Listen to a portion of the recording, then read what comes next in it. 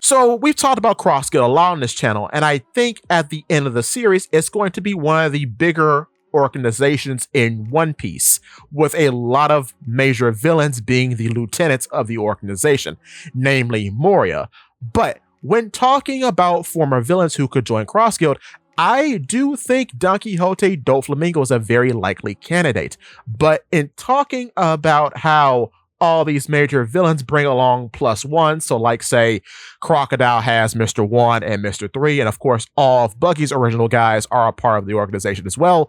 But in thinking about Dofi, I do think he would bring along Señor Pink, because it's quite interesting how prominent Señor Pink has become after the introduction of the Seraphim. Because other than Dofi himself, whom has a Seraphim clone who most likely has the same powers as him, we have S-Shark, who has the abilities of the Swim fruit.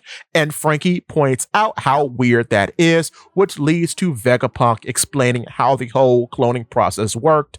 But it's interesting that Señor Pink is highlighted. And it's also quite funny that when you start to compare Dofi and Señor Pink, they oddly are very similar to one another, because Señor Pink is the only other character in the organization who wears pink, like Dofi. And I found that very odd. But also, both of them wear sunglasses all the time. Both of them in previous incarnations of themselves wear very slick suits, and both of them now have patterned pants.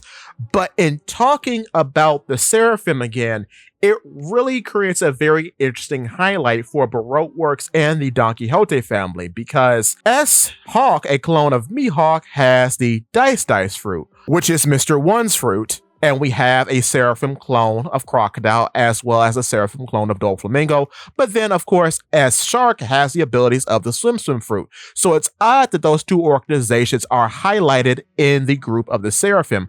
But also, it's quite interesting that in the events of Dressrosa, Señor Pink is the only subordinate that gets a whole backstory. But then the promise to share that backstory at a bar over drinks by Frankie is then shown off in an art request sometime afterward. So that's quite interesting as well, that Señor Pink has been highlighted so much throughout the course of the narrative. But oddly, on top of all of this, there could be a weird power dynamic of one being immune to the other, building between Señor Pink and Doflamingo, like there is with Crocodile and Mr. 1, because Crocodile can dehydrate things with his Sand fruit, but he can't dehydrate metal. Das Bones, Mr. 1, can become metal. A similar relationship is formed between Doflamingo and Señor Pink, because Doflamingo, of course, can create string.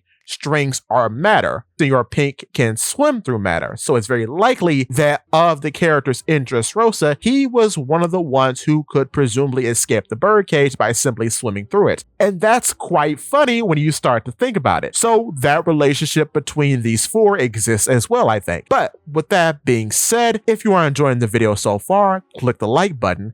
And if you want to see more from me, click the subscribe button, followed by that bell so you never miss a video. In addition, if you could, hit the hype button because it really does help.